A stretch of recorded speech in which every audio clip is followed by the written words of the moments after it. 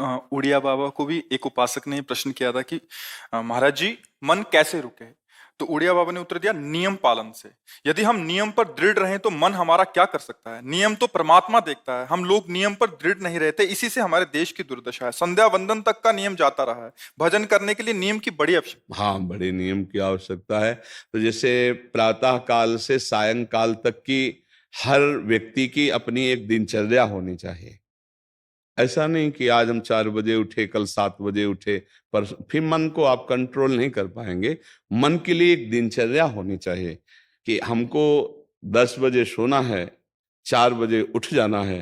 तो फिर 4 से 4:15 नहीं होना चाहिए, 4 बजे उठ जाना, ऐसा नियम बना ले। और उठ करके हमको थोड़ी देर नाम जप करना है, थोड़ी देर हमें वाणी जी का गायन करना है, थोड़ी देर हमें ध्यान, एक अपनी दिनचर्या। फिर हम अपने संसार के कार्य के नियम, जो संसार के कार्य हैं, उनको भी करते हुए भगवान को समर्पित करें। जैसे जो पद में है, जो आपको राष्ट्र सेवा मिली है, जो आपको समाज सेवा के पद मिले हैं, या आपको जो घर की सेवा के कार्य मिले हैं, उनमें बहुत धर्म पूर्वक आचरण होना चाहिए।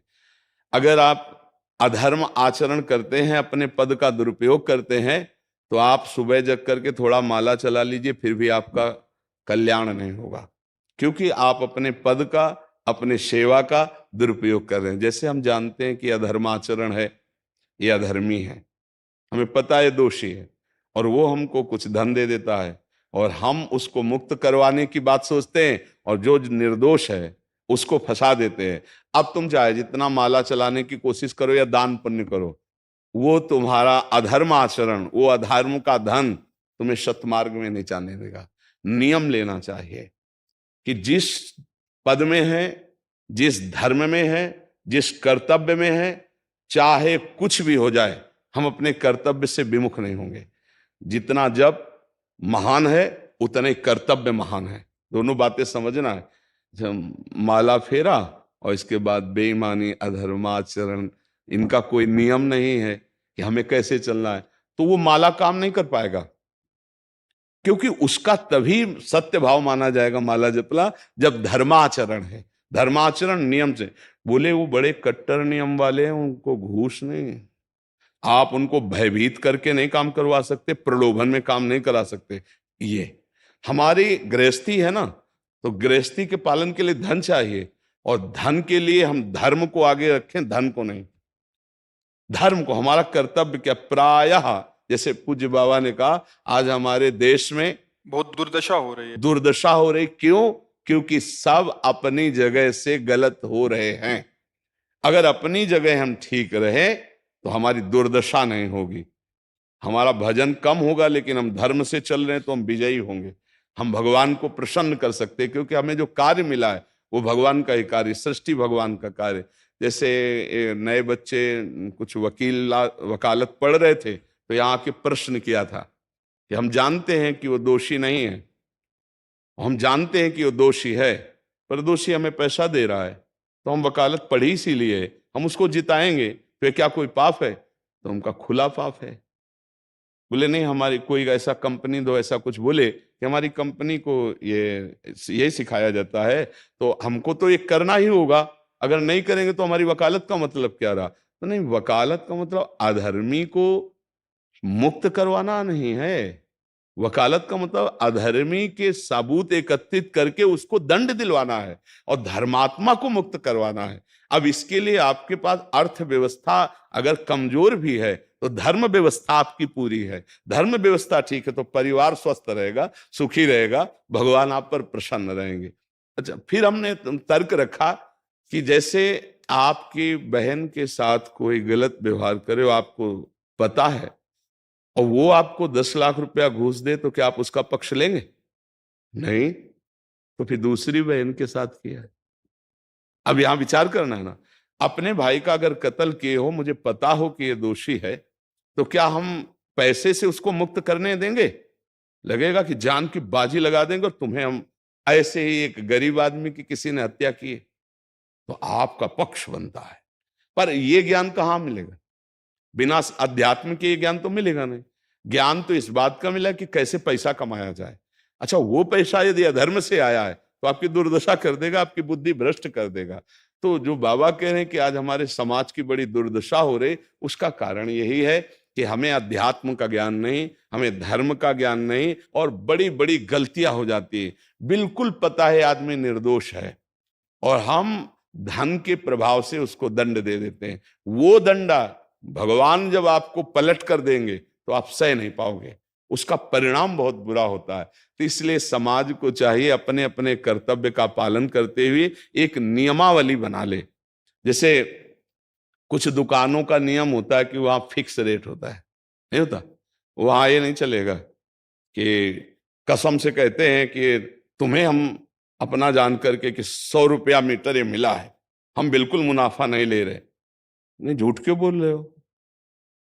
दुकान खोले हो मुनाफा के लिए, झूठ क्यों बोल रहे हो? नहीं लेंगे मुनाफा, हम जितने का लाए हैं उससे मुनाफा लेंगे, पर 120 रुपया मीटर देंगे, कपड़ा बढ़िया है, नाप फिट है, इससे नीचे नहीं उतरेंगे, हमें सफाई देने की जरूरत नहीं है कि हम कसम खाते हैं या ऐसा।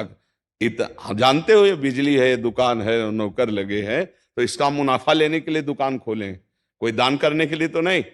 तो सबको पता है मुनाफा लेगा, लेकिन एक फिक्स दाम, उसे 10-20 रुपया का मुनाफा लेकर के हम उसको बेच रहे हैं। लेकिन झूठ क्यों बोले? बोले झूठ के बिना धंधा नहीं चलता। नहीं, ऐसा नहीं है। अब असत्य बोलोगे तो उससे जो आपको मुनाफा मिलेगा वो आपकी बुद्धि भ्रष्ट करेगा, और सत्य है कि मुनाफा के लिए है वही चीज, और आप एक फिक्स रेट में दे रहे, बढ़िया है।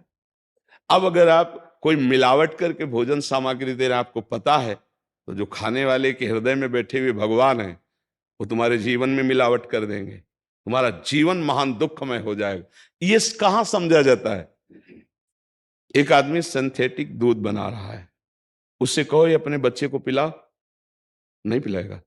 फिर ये दूसरे का बच्चा जब पिएगा तो उसकी हालत क्या होगी? दूसरे शरीर में जाएगा तो हालत क्या होगी? वो केवल धन की बुद्धि रख रहा है। एक आदमी घी में केमिकल मिला रहा है, एक ऐसे अभक्ष्य पदार्थ मिला है, वो स्वयं नहीं खाएगा, लेकिन वो होटलों में भेजा जाएगा, हजारों लाखों लोग खाएंगे, बीमारी बढ़ेगी, उसको रुपया से मतलब है। ये चीज, ये दुर्दशा हर जगह धर्म का ज्ञान न होने के कारण फैल रही, नहीं फैल रही। एक मरीज बीमार है, असली दवाओं में पैसे ज्यादा है, नकली दवा लेकर के असली के दाम में बेच देना, उसको बिल्कुल फायदा ना होना। लेकिन परमात्मा देख रहा है, तुम जानते हो नकली दवा है, वो तो नहीं जानता बेचारा, ज्यादा पढ़े लिखे नहीं, किसान आदमी गांव का आया है, तुमने दे दिया और उसने पैसा दिया असली के।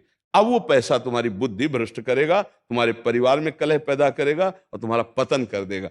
ऐसे हर डिपार्टमेंट में, हर विषय में यदि हम अपने धर्म से चले, अपने सत्य से चले और थोड़ा भी भजन होगा, वो आपको उत्तम गति प्रदान करेगा। पर ऐसा कहां समझ में आ रहा? अध्यात्म के बिना भला ऐसा समझ में आएगा? तो इसीलिए कह रहे हैं हमारे देश की दुर्दशा हो रही। पूर्वजों में पहले ये था कि हमारा धर्म नहीं जाना चाहिए चाहे प्राण चले जाएं, हमारा चरित्र नहीं जाना चाहिए चाहे सर्वस्व नष्ट हो जाए। आज इसकी कोई परवाह नहीं, तो उसी से बुद्धि भ्रष्ट हो जाती है, जीवन एक पशुवत आचरण वाला हो जाता है, और वो अपने को बड़ा सुखी समझने लगते हैं कि हमारे पास बड़ा वैभव है। लेकिन प्यारे, उस दिन को याद करो जिस दिन तुम्हारा आखिरी समय होगा, ना तुम्हारा फार्म हाउस जाएगा, ना महल तुम्हारा जाएगा, ना बैंक बैलेंस जाएगा, ना कोई व्यक्ति, और ना ये शरीर।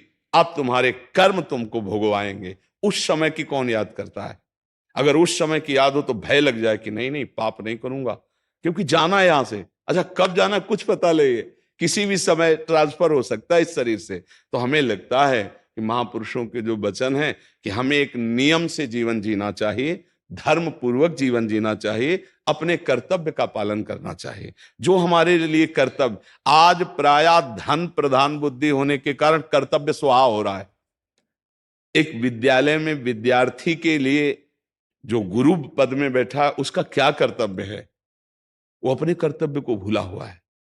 भला छोटे छोटे विद्यार्थियों को, जिनकी नींव पूरे राष्ट्र सेवा में, समाज सेवा में ये बन सकते हैं, अगर उनको हम सही शिक्षा नहीं दी तो उनका पूरा जीवन बर्बाद हो जाएगा। अगर उनको हम गलत सपोर्ट कर दिए तो उनका पूरा जीवन बर्बाद, क्योंकि नया जीवन है। और जगह जगह अपने अपने कर्तव्यों का यदि पालन किया जाए तो पूरा समाज सुखी हो जाए। लेकिन कर्तव्यहीनता आ रही, कोई अपने कर्तव्य को नहीं समझ रहा है। तो यही बात महापुरुष जनों को दुख लगता है कि अगर सब अपने कर्तव्य का पालन करें, धर्म का पालन करें, भगवान का नाम जप करें तो सब सुखी हो जाए। सुख सब चाहते हैं और आचरण दुख वाले करते हैं, इसीलिए सुख नहीं मिल रहा है, परिणाम में हमें दुख मिल रहा है। सच्ची मानना, वो रुपया पूरे परिवार में अशांति पैदा कर देगा। और धर्म पूर्वक 100 रुपया लाओगे और 4-5 परिवार के बैठ के नमक रोटी खाओगे, आनंद से सोओगे, बड़ा प्यार रहेगा, भगवान की कृपा रहेगी। पर ये बात समझ में नहीं आती है। तो ये वृत्ति अगर छोड़ी ना जाएगी तो कुछ भी कर लो, कहीं भी दान पुण्य कर लो, लाभ नहीं मिलेगा। अगर दान देने की बात कही गई है तो धर्म पूर्वक कमाए हुए धन से। अगर आप मेहनत से कमाए हो ना, 10 रुपया दे दोगे ना, तो 10 रुपये का वो आटा लाके अगर 2 रोटी खाएगा तो खूब वजन होगा। और आप 1 लाख रुपया बेईमानी कर रख दोगे ना, तो बैठे बैठे वो गंदा ही सोचेगा, वजन नहीं होगा। उसका गंदा सोचना और आपका गंदा करना दोनों मिल करके, उसके कारण भी तो आप बने ना, तो आपका ही पतन हो जाएगा। उसको तो भगवान बचा लेंगे क्योंकि भगवान की शरण में है। तो मुझे लगता है अधर्म के धन से कभी किसी को लाभ नहीं मिलता। तो अपने कर्तव्य का पालन करते हुए यदि नाम जप किया जाए तो बहुत जल्दी हमको लाभ प्राप्त हो जाए। बहुत सुंदर मतलब ये चर्चा होती है, अगर आप लोग इसको धारण कर लें तो निहाल हो जाएंगे। सच्ची कह रहे, ये जो बातें हैं ये बहुत सुंदर जीवन को पुष्ट करने वाली हैं, पर आप धारण कर लें तो बात है। नहीं तो जैसे लाभ दिखाई दे रहा 50,000, तो ये बातें भूल जाओगे, ये बातें अच्छी नहीं लगेंगी। हे यार, बहुत बढ़िया काम घर में आएगा, पर हमारी ये बात ध्यान रखना, वो 50,000 घर में अशांति पैदा कर देगा। सच्ची मानना, आप धर्म से चलना, धर्म से चलोगे तो भगवान तुम्हारी रक्षा में रहेंगे। अधर्माचरण, देखो कैसी कैसी घटनाएं होती हैं। बढ़िया कार है, फिल्मी गाना लगाए चल रहे हैं, और वो एक्सीडेंट हुआ, आग लग गई, बाहर निकल ही नहीं पाए, वो अंदर ही जल गए। क्या हुआ?